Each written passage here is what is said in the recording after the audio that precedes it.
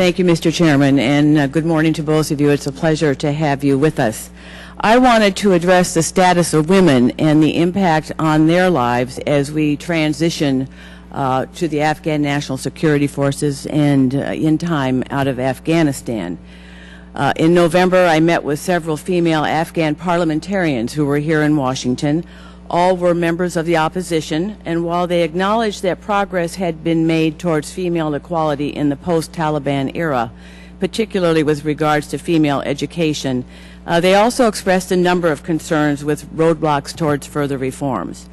So the decision made earlier this month by Afghan President Mr. Karzai to endorse a code of conduct that forbids women to travel alone in public, permits husbands to beat their wives, it's an outrageous affront to the rights of Afghan women, and I think greatly undermines the significant progress that this brave group has made in the last decade.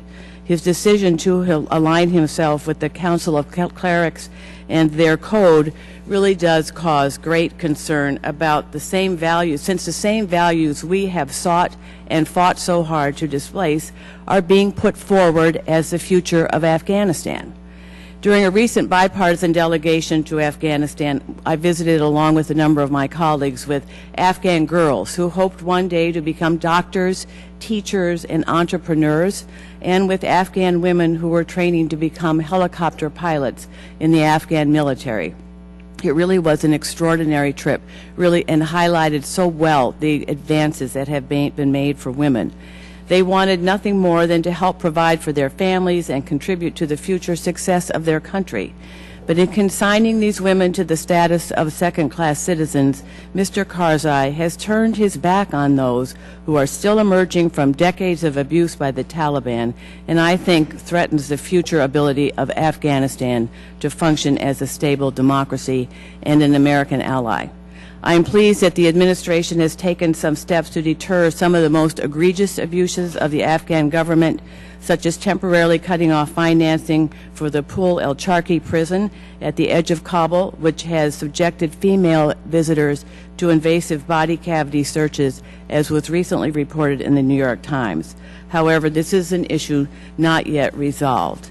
So my question is, as we draw down from Afghanistan over the next several years, what can we do to make sure that we don't lose the hard-fought gains for the rights of Afghan women, 50% of the population? And what, if any, leverage will we have as we go through this process and after our withdrawal is complete? And how do you see Congress being able to help the administration preserve the gains which have been made? It seems to me if we are seen as simply walking away from those gains, we have done not just the Afghan women, but ourselves a great disservice. So I ask both, Dr. Miller. Ms. Tsongas, thank you.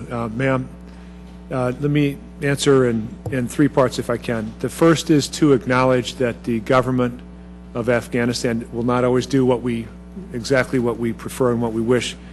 At the same time, we have and we continue to make clear our view that this is an important issue, and just as you said, we have that has been a consistent message from this administration. It is often, in our view, more effective to do that less visibly. Sometimes it has been more visibly. Second, as you noted, over the course of this campaign, and in fact, even over the course of this surge, as we've seen improved security, there are very substantial gains that have occurred for women and including for education. When I was at Regional Command South a couple of weeks ago, just one relatively, in a sense, small but incredibly important fact, and that is that now 40,000 women are receiving an education that they were not just a few years ago in Kandahar. Third, I would say that while our fundamental national interest is to prevent the reemergence of safe havens for Al-Qaeda and to prevent the Taliban from coming back and displacing the Afghanistan government, over the long term and indeed in the intervening period, part of the basis of our relationship with the Afghan government will include how it treats its citizens And so this will remain a continuing conversation. And do you express a bright line in your conversations around some of these issues so that it becomes very clear? Gentlelady's time has expired. If you will take that one for the record, Take for the please. record.